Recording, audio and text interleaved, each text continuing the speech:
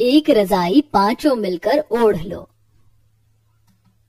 अरे श्रेया ने थोड़ी रजाई इधर भी तो देखो, मेरे पैर कैसे खुले हुए हैं, बर्फ की तरह जम गए हैं। अरे तुमने तो सारी रजाई अपनी तरफ कर ली, थोड़ी मुझे भी दो। मेरे तो हाथ पैर दोनों ही खुले हैं, मेरी तरफ तो बिल्कुल भी रजाई नहीं है। आखिरकार कब तक हम पांचों बहू को ऐसे गुजारा करना होगा? किसी के हाथ खुले रह जाते हैं तो किसी के पैर, तो कभी किसी को इस फटी रजाई के अंदर से ठंडी ठंडी हवा आने लगती है। मैं तो परेशान हो चुकी हूँ ठंड में गुजारा करके। आखिरकार इन पांचों गर्भवती बहू की ऐसी क्या मजबूरी रही थी जो इतने अच्छे खासे घर में रहने के बावजूद भी इन पांचों के पास इस कड़कड़ाती ठंड में ओढ़ने के लिए सिर्फ एक रजाई थी। इस सवाल का जवाब जानने के लिए हमें इस कहानी के कुछ बीते हुए पलों में जाना होगा। कितना अच्छा लग रहा है ऐसी कड़ाके की सर्दी में हीटर के सामने बैठकर हाथ पैर तापने में। अरे भैया सच में काफी अच्छे हैं, उन्होंने हम पांचों को देखते हुए इतना बड़ा हीटर लगवा दिया। अब तो सारी सर्दी हम इस हीटर में आराम से हाथ पैर सेकेंगे। पांचों बहुएं गर्भवती अवस्था में हॉल में बैठकर हीटर के सामने ठंड के मौसम में अपने हाथ पैर ताप रही होती हैं कि तभी वहाँ उन पांचों की सास माधवी आती है और अपनी पांचों बहू को यूं हीटर पर हाथ पैर तापता देख गुस्से से हीटर का प्लग निकालते हुए कहती है, तुम पांचों की हिम्मत कैसे हुई बिना मुझसे पूछे हीटर चलाने की? और कब से चल रहा था यह हीटर? आप तो जानती हैं कि ठंड का मौसम है और हम पांचों ही पेट से हैं, इसलिए हम लोग हीटर में हाथ पैर ताप रहे थे। और वैसे भी ये हीटर मेरे भैया ने दिया है। भले ही हीटर तेरे भैया ने दिया था, लेकिन चल तो मेरे घर की बिजली से रहा है। ये हमारे घर की बिजली का बिल भी क्या तेरा भैया भरता है? ये हीटर मैं अपने कमरे में लेकर जा रही हूँ और खबरदार अगर मुझसे बिना पूछे तुम पांचों में से किसी ने हीटर चलाया तो। अब यहाँ बैठे बैठे शक्ल क्या देख रही हो मेरी? जाओ जाकर मेरे लिए चाय बनाओ, और हाँ एक ही कप चाय बनाना, पता चले तुम पांचों भी भर भर कर चाय पी रही हो। माधवी हीटर लेकर अपने कमरे में चली जाती है। वहीं पांचों गर्भवती बहुएं ठंड से कांपती हुई किचन में जाकर अपनी सास के लिए चाय बनाने लगती हैं। माँ जी हमारे साथ ऐसा सुलूक क्यों करती हैं? माँ जी को हम पांचों पर तरस नहीं आता। हम पांच गर्भवती हैं, फिर भी माँ जी अपनी कंजूसी नहीं छोड़ती। ऐसी कंजूस सास होने से अच्छा है कि सास ही ना हो। माधवी शुरू से ही कंजूस थी, यहाँ तक कि वो अपनी पांचों बहू के गर्भवती होने पर भी अपनी कंजूसी नहीं छोड़ती और न ही अपनी बहू पर तरस खाती है। ऐसे ही समय गुजरता है और अब धीरे धीरे ठंड का मौसम भी काफी बढ़ जाता है। माँ जी ठंड बहुत ज्यादा बढ़ चुकी है, अब तो हाथ पैर भी काम नहीं कर रहे। हीटर न सही कम से कम हमारे लिए एक दो स्वेटर ही ला दो। माँ जी बहुत ज्यादा ठंड है, हमारे पास तो रजाई तक नहीं है। पिछली बार की ठंड तो हमने जैसे तैसे करके गुजार ली, लेकिन ये ठंड तो बिना रजाई के नहीं गुजरेगी। ऊपर से हम पांचों गर्भवती हैं। तुम पांचों पेट से क्या हुई? तुमने तो इसका बवाल ही बनाकर रख दिया है। अरे सड़कों पर भी गर्भवती औरत रहती है। भगवान के लिए हम पर दया खाओ माँ जी, हमारे लिए सिर्फ एक ही रजाई ला दो। अच्छा ठीक है, ला दूंगी एक रजाई, पर फिर तुम्हें उस एक रजाई में गुजारा करना होगा। अपनी पांचों बहू के बार बार जिद करने पर माधवी रजाई लेने के लिए मार्केट जाती है, जहाँ ठंड की वजह से रजाई महंगी बिक रही थी। ये रजाई 5,000 रुपए की है और ये 6,000 रुपए की, और हमारे पास कुछ पुराने डिजाइन भी हैं, जैसे कि ये 300 रुपए की। अरे सिर्फ 2 महीने की तो ठंड है, इसमें क्या ही इतनी महंगी रजाइयाँ लेना। भैया आप मुझे ये 300 रुपए वाली रजाई दे दीजिए।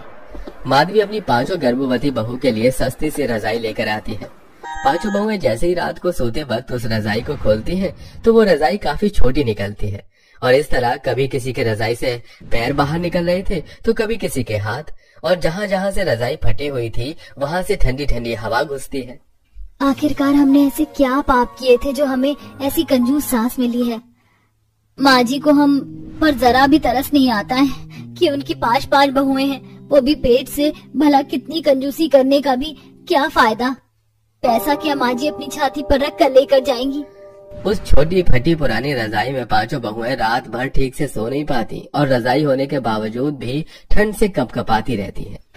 माँ जी 3-4 दिन से हम उस एक रजाई को बड़ी मुश्किल से ओढ़ कर सो पा रहे हैं। कम से कम अगर आपको एक रजाई लेनी थी तो बड़ी तो ले लेती, जो हम पांचों को पूरी पड़ती। जितना है उसमें खुश रहो। इतनी अच्छी तो मैंने तुम लोगों के लिए रजाई ली है, लेकिन फिर भी नखरे दिखाने हैं। चुपचाप से एक रजाई पांचों की पांचों ओढ़ लो, समझी? अपनी सास की बातें सुनकर बेचारी पांचों गर्भवती बहुएं दुखी हो जाती हैं और वापस अपने कमरे में आ जाती हैं। अगर हमारे पास पैसे होते तो बिना माँ जी के हम लोग अपने लिए एक नई रजाई ले आते। हम लोग एक काम करते हैं, इस फटी हुई रजाई को इन चादरों की मदद से सिल लेते हैं और थोड़ी बराबर कर देते हैं।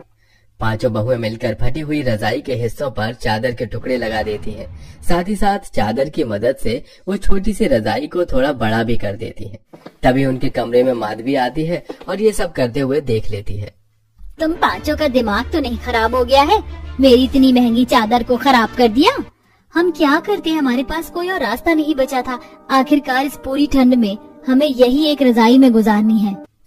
बहुत हो गया तुम पांचों का, बहुत नुकसान कर चुकी हो मेरा। अब तुम पांचों को पूरे 2 महीने तक खाना नहीं मिलेगा। खाना ना खाकर तुम पांचों मेरी इस नुकसान की भरपाई करोगी। ठंड के मौसम में ना ही इनके पास ढंग की एक रजाई थी और ना ही अब माधवी उन्हें खाना दे रही थी। इनके पति काम के सिलसिले में अक्सर बाहर रहा करते थे, जिसका फायदा उठाकर माधवी अपनी कंजूसपन से अपनी पांचों बहुओं को काफी परेशान करती है। समय गुजरता है और पांचों बहू के पति अपनी अपनी पत्नियों को नई रजाई और स्वेटर खरीदने के लिए पैसे भिजवाते हैं। आखिरकार भगवान ने हमारी सुन ली और हमारे पांचों पतियों के हाथ से हमारे लिए पैसे भिजवा दिए। अब इससे हम नए स्वेटर और रजाई लेकर आएंगे। कनिका बोल ही रही होती है कि तभी माधवी आती है और उनके पैसे छीन लेती है। ये पैसे क्या पेड़ पर उगे हैं जो इनसे नए स्वेटर और रजाई लेने जा रही हो? ये पैसे मेरे पास रहेंगे। ये पैसे हमारे पतियों ने नए स्वेटर और रजाई के लिए भिजवाए हैं। प्लीज आप इससे हमें मत छीनिए। मुश्किल से 2 महीने की ठंड है। इस 2 महीने की ठंड के लिए तुम पांचों इतने पैसे खर्च करोगी? अरे ठंड में हमने भी बच्चा पैदा किया है, हमें तो कुछ नहीं हुआ।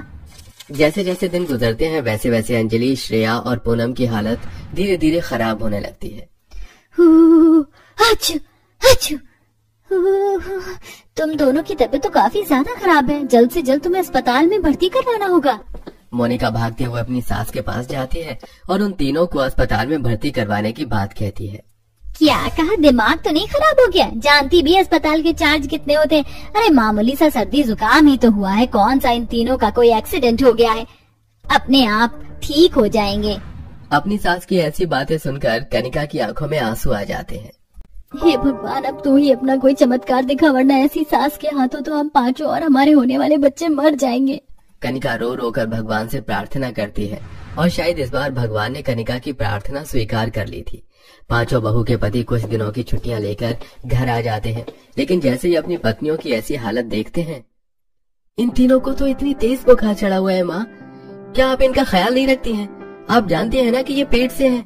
बेटा रखती हूँ, लेकिन ना ही तो ये स्वेटर पहनती है, ना ही मेरा कहना मानती है। तू फिक्र मत कर, इन्हें कल डॉक्टर के पास लेकर चले जाएंगे। अपनी गलती को छुपाते हुए माधवी अपने बेटों से झूठ बोल देती है। वहीं पांचों बहुएं अपनी सास के डर से कुछ नहीं कह पाती। रात होती है और पांचों बहुएं उसी फटी पुरानी रजाई को ओढ़कर सोने लगती हैं। तभी अचानक उन सबके पति कमरे में आते हैं और अपनी पत्नियों को ऐसी फटी पुरानी रजाई ओढ़े देख काफी हैरान होते हैं। तुम पांचों ने ऐसी सर्दी भरे मौसम में इतनी फटी हुई रजाई क्यों ओढ़ रखी है? हमने तो तुम्हारे लिए पैसे भिजवाए थे ना, तो फिर? पतियों के पूछने पर सभी बहुएं रोते हुए अपने पतियों को सारी सच्चाई बताती हैं, जिससे पांचों बेटे गुस्से से तिलमिला उठते हैं और अपनी माँ के कमरे में जाते हैं। कंजूस बनने की भी हद होती है।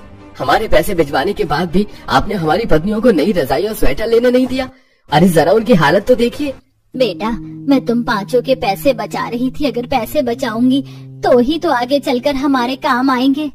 पैसे बचाने की बात तो आप करिए मत। जब खुद पर खर्च करने की बारी आती है तो आप जरा भी कंजूसी नहीं करती, और जब अपनी बहू की बारी आई तो आपने तो हद कर दी। अब हम आपके कमरे के सारे रजाई और कंबल लेकर जा रहे हैं। जब आप खुद इस कड़कड़ाती ठंड में चादर में सोएंगे ना, तभी अकल ठिकाने आएगी। पांचों बेटे अपनी माँ के कमरे से रजाई और कंबल लेकर वहाँ से चले जाते हैं, जिसके बाद अब माधवी को इस कड़कड़ाती ठंड में चादर ओढ़ना पड़ता है। 2 दिन में ही माधवी की अकल ठिकाने आ जाती है और अब माधवी अपना सारा कंजूसीपन छोड़कर अपना पांचों गर्भवती बहू का काफी अच्छे से ध्यान रखती है। तो दोस्तों, कैसी लगी आपको हमारी कंजूस सास की ये कहानी? हमें कमेंट में जरूर बताएं। साथ ही आपको हमारी स्टोरी की कौन सी बहू ज्यादा पसंद है, हमें ये भी बताइए।